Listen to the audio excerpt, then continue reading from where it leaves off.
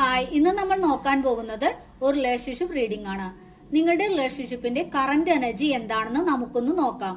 അതിനുവേണ്ടി ഞാനിവിടെ 4 പൈൽ വെച്ചിട്ടുണ്ട്. നിങ്ങളുടെ ഇൻഡ്യൂഷനോട് ചോദിച്ച് ഏതെങ്കിലും ഒരു പൈൽ നിങ്ങൾ സെലക്ട് ചെയ്യുക. അപ്പൊ നിങ്ങൾ സെലക്ട് ചെയ്യാൻ ഞാൻ വിചാരിക്കുന്നു. നമുക്ക് നോക്കാം. നിങ്ങൾ ആദ്യത്തെ പൈലാണ് സെലക്ട് ചെയ്തെങ്കിൽ നിങ്ങൾ രണ്ടുപേരും ഒരുപോലെ ആഗ്രഹിക്കുന്നത് ഈ റിലേഷൻഷിപ്പ് ഒരു ഫാമിലി ആയിട്ട് കൊണ്ടുപോകണമെന്നാണ് ആഗ്രഹിക്കുന്നത്.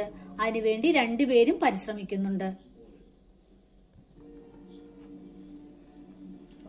ഇനി നിങ്ങൾ രണ്ടാമത്തെ പൈലാണ് സെലക്ട് ചെയ്തെങ്കിൽ നിങ്ങളുടെ റിലേഷൻഷിപ്പ് ഇപ്പോൾ ഉള്ളത് ഒരു എൻഡിങ് സ്റ്റേജിലാണുള്ളത്.